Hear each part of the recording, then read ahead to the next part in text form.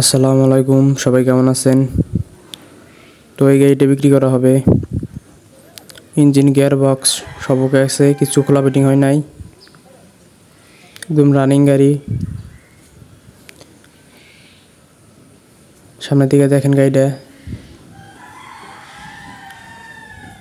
গাড়িটা নতুনের মতোই।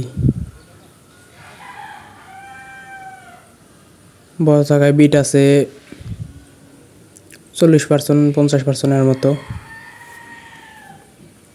পিছে দেখেন, এইমাত্র চাষ করে আসলো তো, আমি আসলাম এইমাত্র চাষ করে আসলো, এই জন্য এইরকম। গাড়িটা হচ্ছে 2023 সালের মডেল, আর গাড়িটা চলছে 1300 ঘন্টার মতো।